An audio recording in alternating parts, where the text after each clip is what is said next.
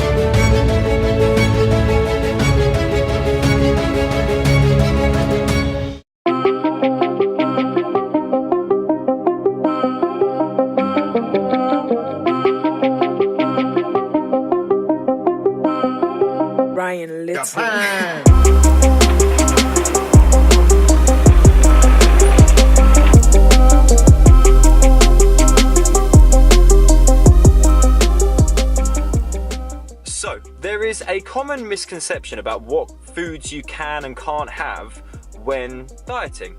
So what I'm going to do today is I'm going to head into Subway, grab a couple of subs and talk you through what kind of options you can choose when you need slightly faster food. So, let's go.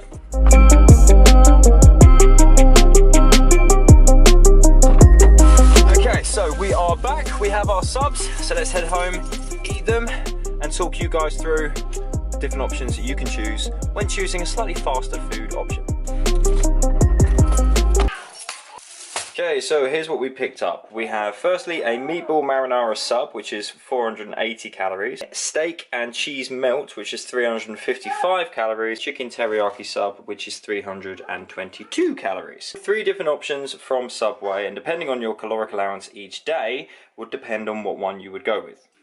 Now, the reason why things like Subway, McDonald's, Burger King, most fast food tends to get a bad name is because the majority of the time it's calorific. High in calories, therefore more likely to cause you to gain weight. But this stuff isn't calorific, not really.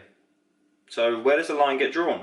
Now, the other side of the fence tends to sit on the fact that there's something in this, something evil in this that causes you to gain weight, and that simply isn't the case. You gain weight when you consume too many calories each day over a prolonged period of time. That's it. But the problem is, although that may be common sense, it isn't common practice. If you want my honest opinion, foods like this shouldn't be avoided. A, because the world is full of them. It's 2018, there's a fast food place on the corner of every single street. And foods like this taste good, they are enjoyable. We are one of the few species that eat for enjoyment, and therefore why should we sacrifice that for the sake of a better body or better health? Speaking of the health concerns with regards to things like McDonald's and things like that, the biggest risk to your health is being overweight, and therefore of course you need to control your calories. But as mentioned, these guys are down in the 300 calorie mark.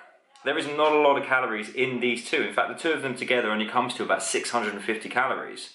So what you need to consider is what is your daily caloric requirement to lose weight, and then factor things like this in. If you want to spend 500 calories on the meatball marinara, or if you want to spend 322 calories on the chicken teriyaki, it's entirely up to you. What kind of food you choose to fill your day with is up to you. As long as you maintain a caloric deficit over time, you can have whatever you like. I mean, of course, there are better options, like these two, for example, rather than shooting for a 12-inch meatball marinara, or heading into McDonald's and grabbing the latest sticky barbecue burger, which is about 800 calories. But even with things like McDonald's, you can get 6 chicken nuggets for about 200 calories. You can get a grilled chicken wrap for about 360 calories. When it comes to what you're ordering, it's about making a sensible choice. Looking at the nutritional values, looking at the caloric content, and asking yourself the question, do you really want to spend that many calories on the same size burger? Or do you want to grab yourself a couple of subs, which is still less, but is more volume? As discussed in a previous video, when dieting, volume and the size of your meals is key. What the calorie content is doesn't really matter. For example, in front of me I have, as mentioned, 650 calories. That's two 6-inch subs. That's a foot of sandwich. If I went to McDonald's and ordered a Big Mac and chips, it would come to 1,000 calories. 350 calories more than these guys. I could have a third sub to equal the same calories as the Big Mac and chips. Something else to consider. If it's a burger you want, go with the Subway steak and cheese melt. 350 calories, lower calories than any burger you will find, and tastes like a burger. Bottom line, folks, there's nothing wrong with fast food.